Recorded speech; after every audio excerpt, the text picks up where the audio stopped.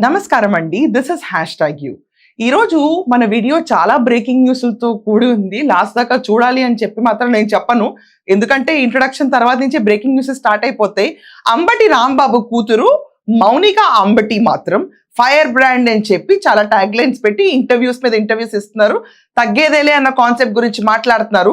అన్నిటికంటే విచిత్రం ఏంటంటే అంబటి రాంబాబు 26వ తారీఖు దాకా రిమాండ్ ఉంది. అంబటి రాంబాబు పైన ఆల్రెడీ లాటరీ టికెట్ల కేసు పెండింగ్ ఉంది. దీనిపైన 5 రోజుల పోలీస్ కస్టడీ ఇన్వెస్టిగేషన్ ఉంది.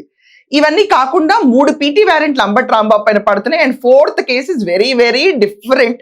అంబటి రాంబాబు చరిత్రని తిరగరాయబోయే కేసు అని చెప్పి మనం ఖచ్చితంగా ఆలోచించవచ్చు. అంబటి రాంబాబు కూతురు మౌనిక ఆమె ఇచ్చిన ఇంటర్వ్యూస్ లో వెంకటేశ్వర స్వామి వారి గురించి ఎలా మాట్లాడారో, అసలు అంబటి రాంబాబు కల్తీ లడ్డు గురించి కాదు, వెంకటేశ్వర స్వామి వారి గురించి పోరాడిన ఒక యోధుడు లాగా డిస్క్రిప్షన్ ఎనాలిసిస్ చూస్తే మాత్రం మైండ్ బ్లాక్ అయి తీరుతుంది. So before getting in to the real analysis ఒక్కసారి కొంచెం జ్ఞాన గుళికలు విన్న తర్వాత మొదలు పెడితే మనందరికీ అవురా ఇది ఎప్పుడు జరిగింది అని చెప్పి షాక్ అవడం ఖాయం.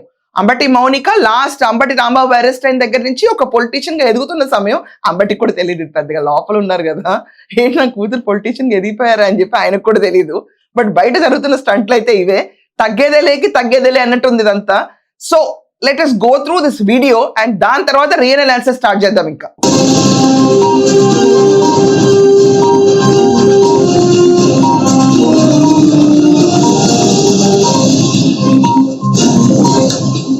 నిన్న జరిగినటువంటి అసెంబ్లీ సమావేశాల్లో అంబటి రాంబాబు గారి అరెస్టు గురించి వచ్చినటువంటి ప్రస్తావన సందర్భంగా మన మహిళా హోమ్ మినిస్టర్ అయినటువంటి అనిత గారు మాట్లాడుతూ అంబటి రాంబాబు గారు ఈ రకంగా సైగ చేశారు, ఇది రెచ్చగొట్టేటువంటి సైగ కాదా అని ఆయన ప్రశ్నిస్తూనే ఆయన ఒక ఎక్స్ మినిస్టరు అని చెప్పి గుర్తు చేసే ప్రయత్నం చేశారు.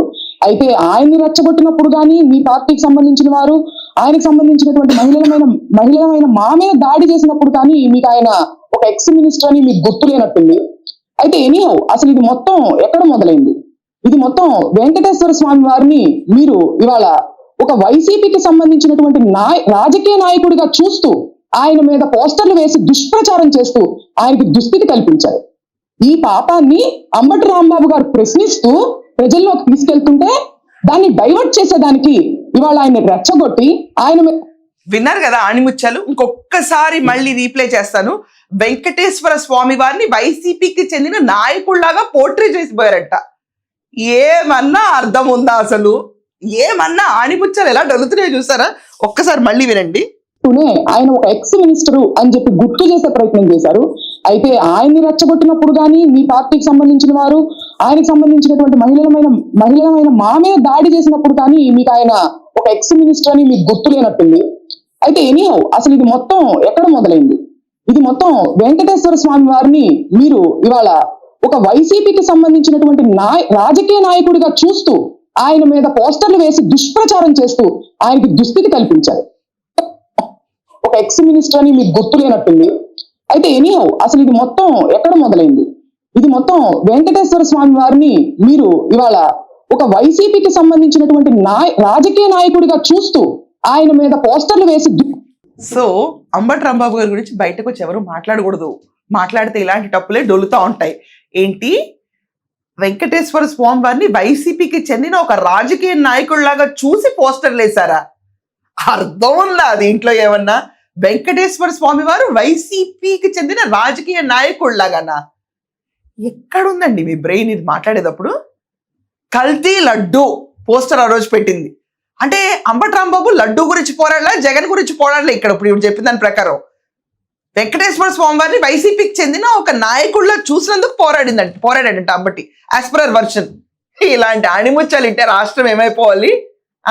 అంబటి రాంబాబు వెళ్ళి పోరాడింది దేనికి? చంద్రబాబు నాయుడు గారిని లకారాలతో తిట్టింది దేనికి? పోస్టర్లో తీసుకొచ్చి జగన్మోహన్ రెడ్డి, సుబ్బారెడ్డి, ధర్మారెడ్డి ఫోటోలు ఎలా పెడతారు?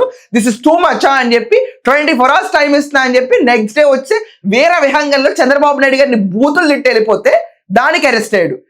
వితిన్ 24 hours లో ఈ దుష్ప్రచారపు చేస్తున్నటువంటి ఫ్లెక్సీని తొలగించకపోతే, పోలీస్ వారు యాక్షన్ తీసుకోకపోతే నేనే వచ్చి చించేస్తా. దీనిలో ఏ విధమైన సందేహం లేదు.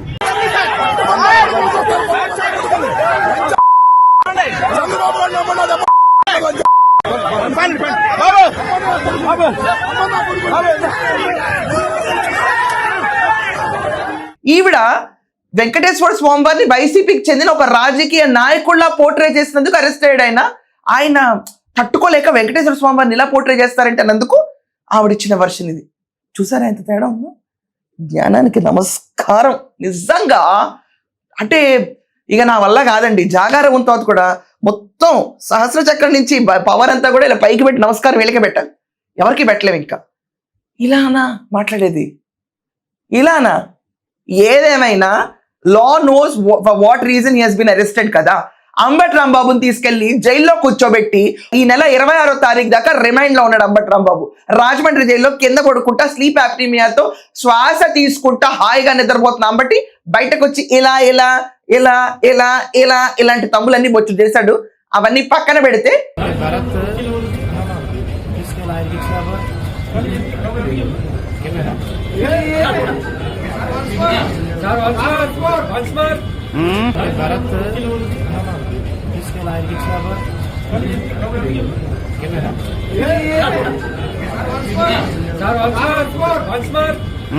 జగన్మోహన్ రెడ్డి కోసం పర్యటనకి వెళ్ళినప్పుడు కూడా ఈ మాట అనలా. వెంకటేశ్వర స్వామి వారిని తీసుకొచ్చి వైకాపా రాజకీయ నాయకుడు చేశారని. ఎనీవేస్ వీళ్ళు మాట్లాడుతూ ఉంటారు.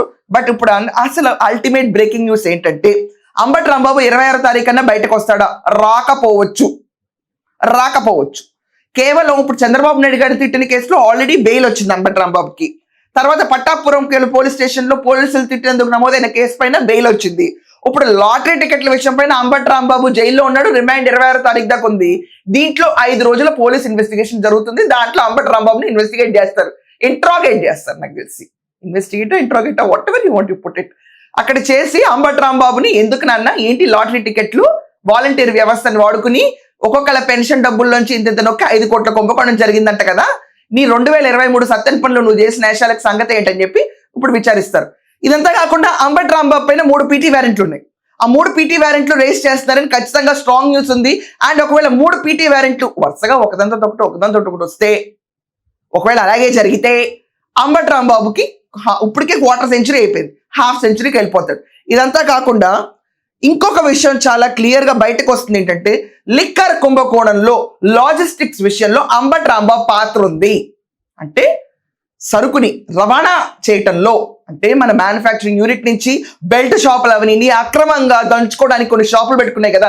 గవర్నమెంటే మద్యపాన నిషేధం నడుపుతానని చెప్పి మద్యాన్ని సరఫరా చేసుకుంటూ జగన్మోహన్ రెడ్డి పీరియడ్ లో గవర్నమెంట్ ఎందుకు కల్తీ చేస్తాయి అని చెప్పి కల్తీ మద్యాన్ని తీసుకొచ్చి పోసి అమ్మి 30,000 మందికి పైగా ప్రాణహాని తీసుకొచ్చిన ఆ ప్రభుత్వ పీరియడ్ లో లాజిస్టిక్స్ లో ఒక చిన్న బయట వాటా అంబటి రాంబాబుకు ఉందంట. పేపర్లు అన్నమాట ఇవి, నేనేం కొత్తగా అట్లా. కానీ అంబటి రాంబాబు లిక్కర్ కుంభకోణం ఎక్కడ జరిగిందా చెప్పడా, ఎవరైనా తాగారా, ఎవరైనా చచ్చిపోయారా, ఏం మాట్లాడుతున్నారా అని చెప్పి రెచ్చిపోయాడు. సో ఈ రోజు ఆ లాజిస్టిక్స్ కేసు కనుక తీసి లిక్కర్ కుంభకోణంలో లాజిస్టిక్స్ ఇష్యూలో అంబటి రాంబాబు రోల్ ఉందని ప్రూవ్ అయితే గనక మినిమం సెంచురీ. నిజంగా లిక్కర్ స్కామ్ జరిగే అవకాశమే లేనటువంటి కార్యక్రమం 5 సంవత్సరాల పాటు కూడా. ఎందుకంటే ప్రభుత్వమే లిక్కర్ అమ్మింది, ఎవరు ప్రైవేట్ వ్యక్తులు అమ్మలేదు. డిస్టిలరీ నుంచి తీసుకొచ్చారు, అవుట్లెట్స్ పెట్టి అమ్మినటువంటి సందర్భం ఉంది. అంతే తప్ప మధ్యలో అమ్ముకోవడానికి అవకాశం ఇవాళ ఉంది. భాస్కర్ రెడ్డి గాని లేదా ఈ కేసులో ముద్దాయిలు గాని ఎవరి మీద మీరు సరైనటువంటి ఆధారాలు చూపేటటువంటి శక్తి మీకు లేదు. కారణం ఇది అవాస్తవమైనటువంటి కేసు. ఎందుకంటే ఈ రోజు ఆల్రెడీ లిక్కర్ కుంభకోణంలో లోపలికి వెళ్ళిన వాళ్ళందరూ ప్రతి ఒక్కళ్ళు సిట్ ఇన్వెస్టిగేట్ చేసే మాడ్యూల్ ఆఫ్ టైం అవనండి, వాళ్ళ వే ఆఫ్ ఇన్వెస్టిగేషన్ అవనండి, ఈ రకంగా చూసుకుంటే ఆ లిక్కర్ కుంభకోణంలో రాజకేశ్ రెడ్డికి బెయిల్ రాలా. At the same time Chevireddy చాలా నెలలు బాధపడిన తర్వాత బెయిల్ వచ్చింది. అండ్ మనం చూసుకుంటే దాంట్లో బాలాజీ గోవిందప్ప వీళ్ళందరూ కూడా ఉన్నారు దాంట్లో, వీళ్ళందరికీ బెయిల్ వచ్చినాయి. కానీ రాజకేశ్ రెడ్డికి రాలా. ఇప్పుడు కొత్తగా ఇంట్లో తీసుకెళ్లిపోయి లాజిస్టిక్స్ విషయంలో లిక్కర్ కుంభకోణంలో అంబటి రాంబాబు పేరు ఉంటుందని బయట గట్టి రూమర్స్. ఎందుకంటే ఆల్రెడీ అతని పేరు నలిగింది, దీంట్లో కూడా ఒక కుంభకోణం చేశారంట బ్రో. సో అంటే లిక్కర్ యూనిట్ నుంచి తీసుకెళ్లిపోయి బెల్ట్ షాపులు ఆ షాపులు సరఫరా చేసినప్పుడు లాజిస్టిక్స్ లో కుంభకోణం. సో అంబటి రాంబాబు ఇప్పుడు లాటరీ టికెట్లో 5 కోట్ల షేర్ ఎలాగో లిక్కర్ కుంభకోణంలో అంబటి రాంబాబు పాత్ర అనేది కూడా ఒకటి ఉందని చెప్పి న్యూస్ పేపర్స్ గొల్లుమన్నాయి. అట్ ద సేమ్ టైం దానికి అతను వీడియో కూడా చేశాడు, ఎలా చెప్తారు ఆయన పైన ఇదంతా అని చెప్పి. ఎలా చెప్తారో వాళ్ళు ఇన్వెస్టిగేట్ చేసి రిపోర్ట్ ఇస్తారు బయటకు, అది మన హెడేక్ కాదు. బట్ ఈ ఇన్వెస్టిగేషన్ ప్రాసెస్ లో అంబటి రాంబాబు సెంచరీ కొడతాడని బయట రూమర్స్ గట్టిగా ఉన్నాయి. సో ఇదంతా కాకుండా ఆల్రెడీ ఎగ్జిస్టింగ్ పీటీ వ్యారెంట్ ఏదైతే అంబటి రాంబాబు పైన ఉందో దానికి ఇంకా బెయిల్ రాలేదు, ఇంకొక 3 పీటీ వ్యారెంట్లు యాడ్ అవుతాయి అంటున్నారు. And at the same time liquor కుంభకోణంలో, రాష్ట్రాన్ని ఊపేస్తున్న లిక్కర్ కుంభకోణంలో అంబటి రాంబాబు పేరే ఉంటాయి కనుక కథ కంచికి మనం ఇంటికి, ఎందుకంటే ఇంకా ఆప్షన్ లేదు. ఇప్పుడిప్పుడే రాడు రోజు ప్రెస్ మీట్లు పెట్టిన దండగా.